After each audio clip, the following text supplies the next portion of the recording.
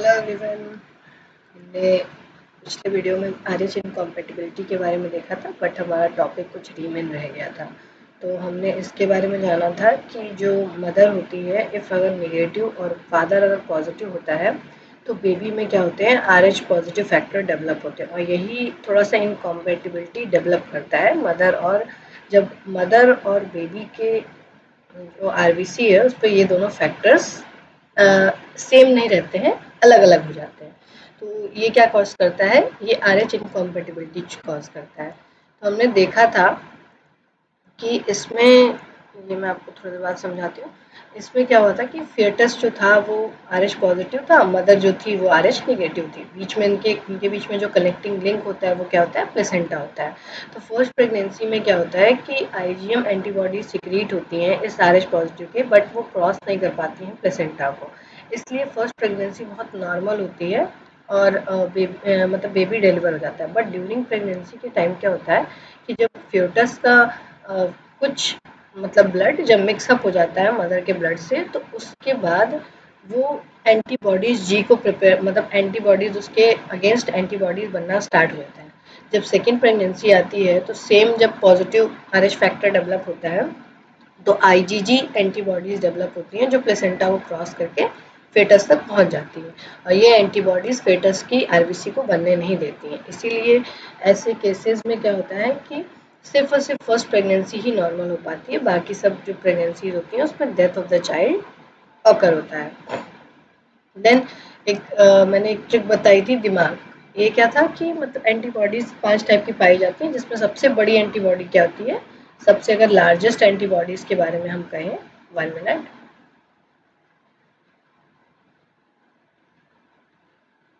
सबसे जो largest antibodies होती हैं वो होती हैं हमारी,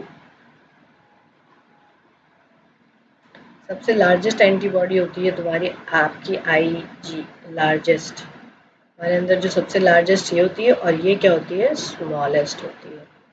ओके, आई थिंक ये इतना सबको समझ में आ गया होगा।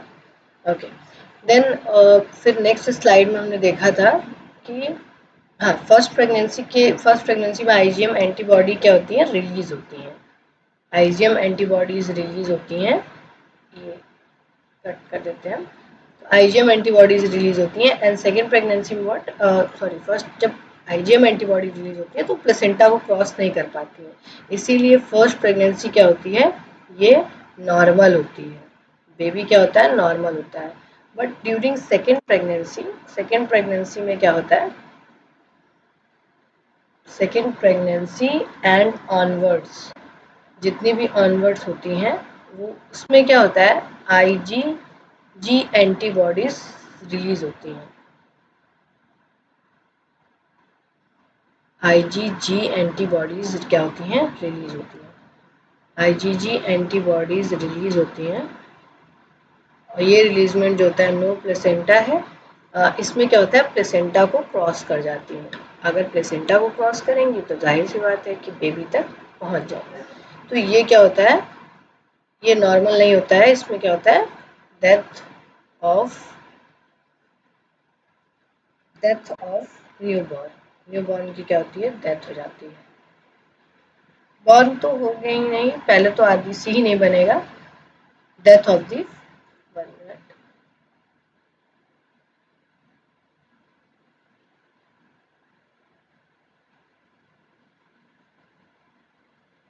Death of the foetus. Okay, so here क्या होता है कि हम इसको एक नाम देते हैं। इसको क्या बोलते हैं, अगर देखें तो इस कंडीशन को हम नाम क्या देते हैं, इस कंडीशन को हम नाम देते हैं इरिथ्रोब्लास्टोसिस। इरिथ्रोब्लास्टोसिस, इरिथ्रोब्लास्टोसिस इस कंडीशन को हम नाम देते हैं। और हेमोलाइटिक डिजीज ऑफ न्यूबॉर्न, और क्या बोलते हैं, hemolytic disease of new hemolytic disease of new born. Hemolytic मतलब कि उसमें आरबीसी जो होंगे वो नहीं बन पाएंगे। मेनली ये कंडीशन होती है जिसमें आरबीसीज क्या होते हैं, नहीं बन पाते हैं। इसी को हम बोलते हैं स्टिल बर्थ। इसमें क्या होता है, सीवियर अनीमिया और सीवियर जॉन्डिस। बेबी को क्या होता है, बेबी किसकी वजह से डेथ होती है बेबी की, सीवियर अनीमिया, सीवियर अनीमिया हो जाता है इससे, और इसमें अगर करें तो सीवियर जॉन्डिस हो जाता है। उसकी वजह से जो बेबी है उसकी डेथ हो जाती है। सीवियर अनीमिया और सीवियर जॉन्डिस की वजह से बेबी की डेथ हो जाती है, और इसी इसी कंडीशन को हम स्टिल बर्थ भी बोलते हैं। यहाँ की जगह नहीं है, ओके। फिर इसमें इतनी कंडीशंस हमारी पूरी तैयार हो गई। अब क्या है कि फिर इसके बाद पहले तो लोग मतलब उतना वो नहीं कर पाते थे, बच नहीं पाते थे, सेकेंड प्रेगनेंसी मतलब नहीं हो पाती थी वुमेन्स में।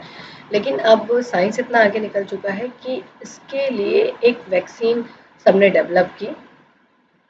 अगर देखें तो यहाँ पे लिखते हैं स्लाइड पर, इसके लिए एक रोगम वैक्सीन आती है जो वुमेन्स में क्या होती है, इंजेक्ट की जाती है सेकेंड और थर्ड प्रेगनेंसी के दौरान।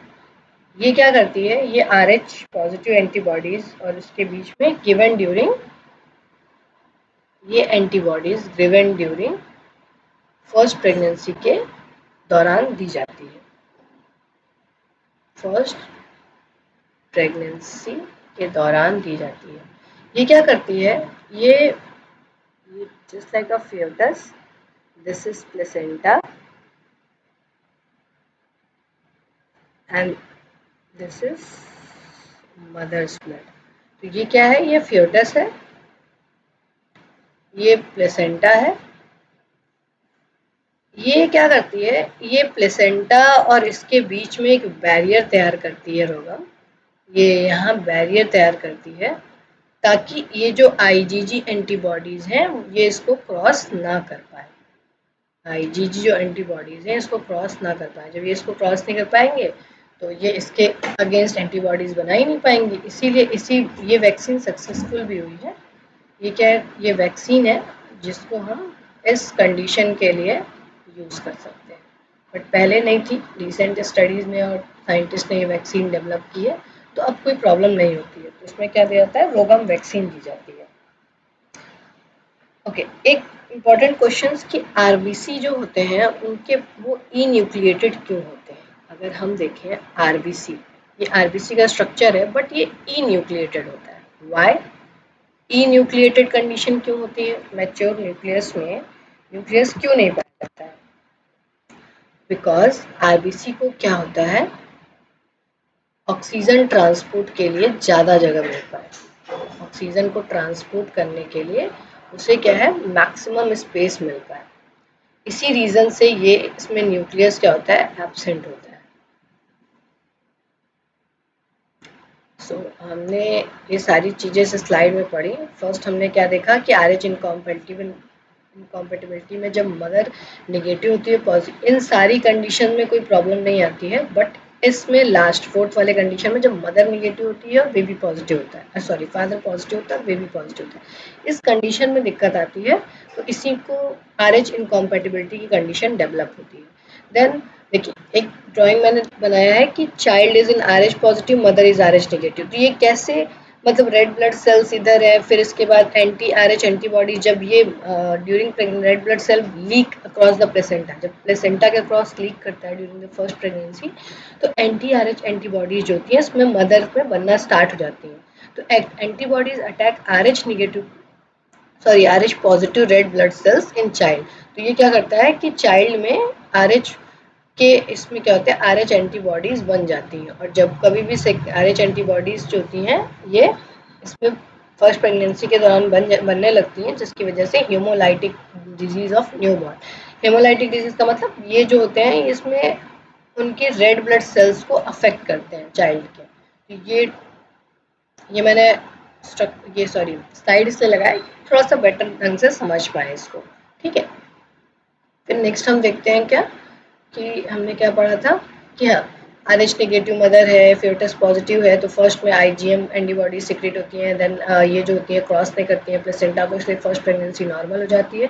बट जब एंटीबॉडीज इसके अगेंस्ट बन जाती हैं तो उस समय IgG एंटीबॉडी सिक्रेट होती है सेकेंड प्रेगनेंसी और ऑनवर्ड जितनी भी प्रेगनेंसी होती है।